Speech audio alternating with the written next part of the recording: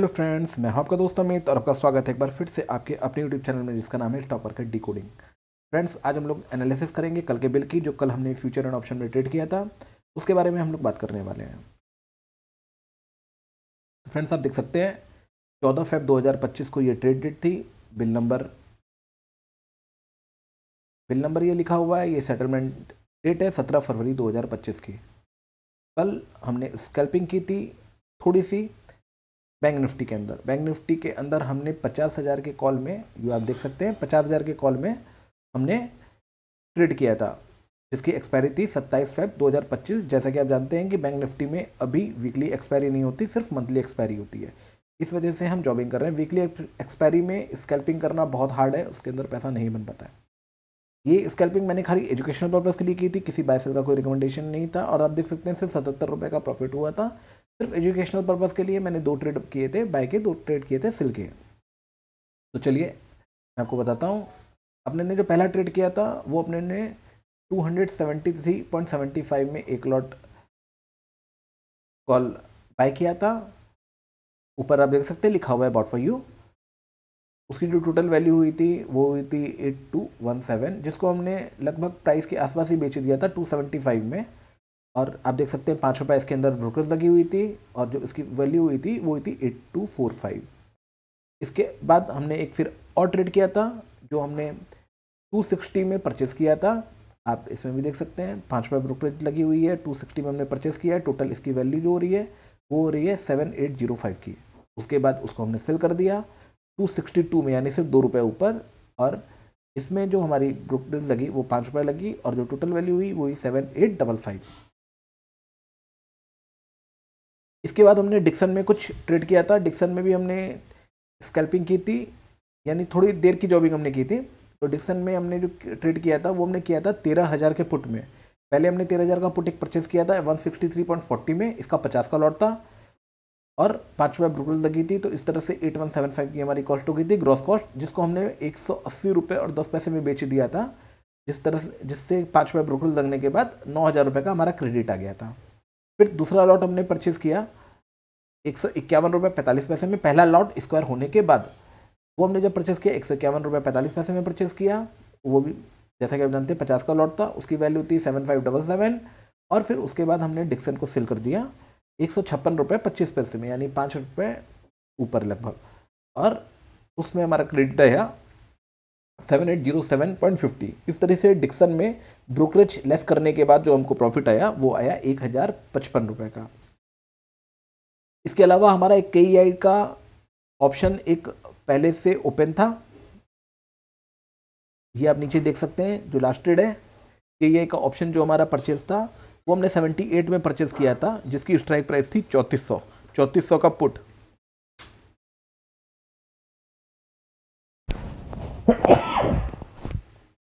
तो 3400 का हमने पुट जो 78 रुपीज़ में परचेज किया हुआ था वो हमने सेल कर दिया था 110 रुपये और 60 पैसे में।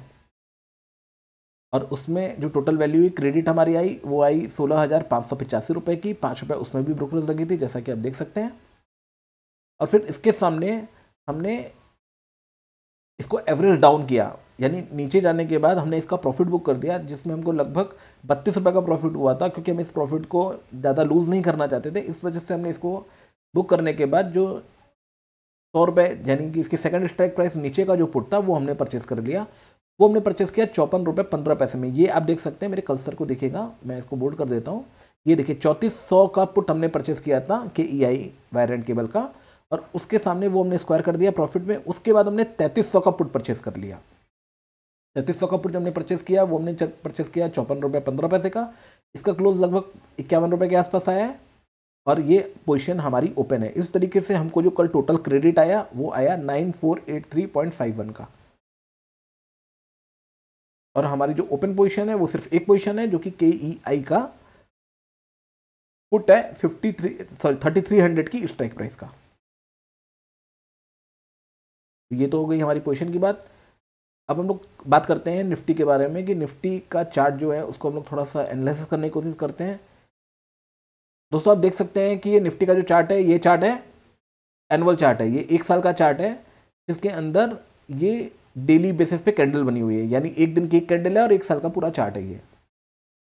जब सेंट्रल गवर्नमेंट के इलेक्शन का बजट आया था, यानी कि यूनियन इलेक्शन का बजट जब आया था, उस टाइम पे निफ्टी ने जो लो लगाया था, वो निफ्टी ने लो लगाया था 21,281 का। और अभी ये ऊपर उसके बाद लगातार हाई चला गया, और उसके बाद हाई लगभग 25% निफ्टी बढ़ करके जो निफ्टी ने हाई लगाया था वो लगाया था लगभग 26,200 के आसपास का। अब उसके बाद वहां से निफ्टी कंटिन्यू नीचे जा रही है, और नीचे जाते जाते अभी आप अगर निफ्टी का कैंडल देखेंगे तो ये लगातार आप देख सकते हैं कि इसके अंदर जो लाल कैंडल है वो ज़्यादा बन रहे हैं, यानी कि निफ्टी जो अपने ओपन हो रही है उसके बाद नीचे जाकर के ज़्यादा क्लोज हो रही है। अभी लगभग अपने नीचे एकदम सपोर्ट की ये आसपास क्लोज है। अगर ये सपोर्ट मेंटेन नहीं कर पाया और यहाँ से तोड़ दिया तो इसके बहुत हाई चांसेस है कि निफ्टी जो यूनियन इलेक्शन जो यूनियन इलेक्शन का रिजल्ट आया था उस दिन के लो को भी ये टच कर जाए। एक और कारण है फ्रेंड्स कि अभी जो अपने जितने भी रिजल्ट आ रहे हैं वो रिजल्ट अच्छे नहीं आ रहे हैं, वो रिजल्ट खराब आ रहे हैं। जो निफ्टी की जो कंपनीज हैं उनके जो निफ्टी की जो कंपनीज हैं उनका जो प्रॉफिट ग्रोथ आई है वो लगभग 6-6.5% ही आई है।